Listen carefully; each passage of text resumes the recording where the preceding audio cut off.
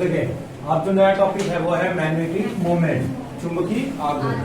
अभी तक हमने पढ़ा कि डायमैग्नेटिक सबस्टेंस क्या होता है, पैरामैग्नेटिक सबस्टेंस क्या होता है। जब डायमैग्नेटिक सबस्टेंस की बात करेगा तो उसमें केवल पेयर्ड इलेक्ट्रॉन होने चाहिए। जब पैरामैग्नेटिक सबस्टेंस की बात करेगा तो उसमें अनपेयर्ड इलेक्ट्रॉन ही होगा। अब हमारे सामने दूसरी बात यह है कि जो मैग्नेटिक मूवमेंट है, अभी मैं कह रहा था कि जो अनुचुंबकीय पदार्थ होंगे यानी पैरामैग्नेटिक सबस्टेंस होगा वो मैग्नेटिक फील्ड की तरफ जाएगा और जो डायमैग्नेटिक सबस्टेंस होगा वो मैग्नेटिक फील्ड से दूर हटेगा। समझ में आ रहा है? तो अब आप उसी सबस्टेंस का, उस पदार्थ का मैग्नेटिक मूवमेंट कितना होगा ये कैसे फाइंड करेंगे? मैग्नेटिक मूवमेंट फाइंड को हम म्यू से दिखाएंगे। उसके लिए फॉर्मूला आएगा रूट में n प्लस का 2। ये इंटरमीडिएट में भी यूज होगा बहुत सारी जगहों पे केमिस्ट्री में। ये मैग्नेटिक मूवमेंट का यूनिट जो होगा वो होगा बोहर मैग्नेटॉन। क्या होगा? मैग्नेटॉन। इसको हम Bm लिखते हैं। ठीक है बच्चों, अब ध्यान दीजिए बोहर में, ठीक है, बोहर मैग्नेटॉन। अब यहां से मान लीजिए हमें पूछ दिया जाए कि आयरन प्लस 2 का मैग्नेटिक मूवमेंट बताइए।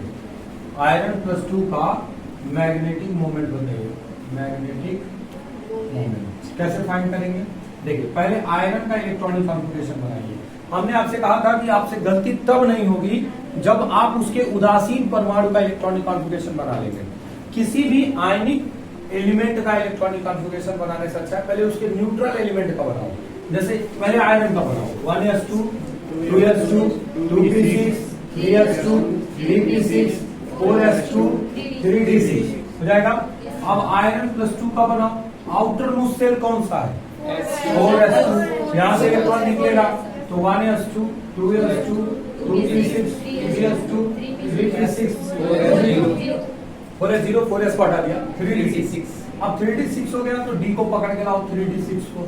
उसमें कितने डब्बे होते हैं d में? 5 6 2 3 4 5 हो गया। 6 इलेक्ट्रॉन है तो पहले एक एक इलेक्ट्रॉन भरते हैं वुंड रूल के अनुसार, वुंड लॉ के अनुसार पहले एक एक भर लेंगे। अब पेयरिंग कराएंगे, ये हो गया उसका पेयरिंग। अब बताइए इसमें अनपेयर्ड इलेक्ट्रॉन यहाँ दिख रहा है अच्छे से? Yes sir. तो इसमें अनपेयर्ड इलेक्ट्रॉन कितने हैं?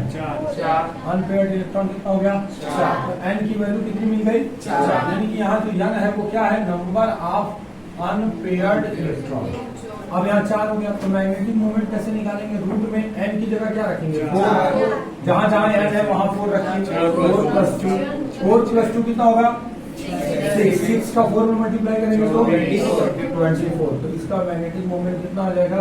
24 बोहर मैग्नेट। इसको और सॉल्व कर सकते हैं आप कुछ लोगों को। अगर ये है 2 गुना 4 गुना 8 तरीके 24, ये हो जाएगा 2 रूट 6 बोहर मैग्नेट। किसी का भी आप मैग्नेटिक मोमेंट इस फार्मूले से इजीली क्या कर सकते हैं? निकाल सकते हैं। ठीक है, ये वाला तो सब एक एक भर दिया ना क्लॉकवाइज। तो अब दूसरा एंटी क्लॉकवाइज भरेंगे कि नहीं भरेंगे? पहले एक दिशा में दिखाया इलेक्ट्रॉन के मूवमेंट का। अब जब पेयरिंग कराएंगे तो उसके मूवमेंट का डायरेक्शन तो अपोजिट होगा ही होगा।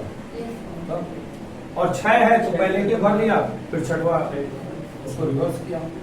अगर मान लो 8 होता तो एक इसमें भरते, किसमें भरते, तब कितना अनपेयर्ड हो जाता? 2।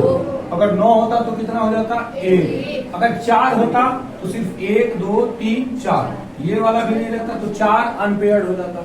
समझ रहे हो? अब इस पेज पे आप कोबाल्ट प्लस 2 का Cr प्लस का Mn प्लस 2 का मैग्नेटिक मोमेंट निकालिए। चलिए बनाइए।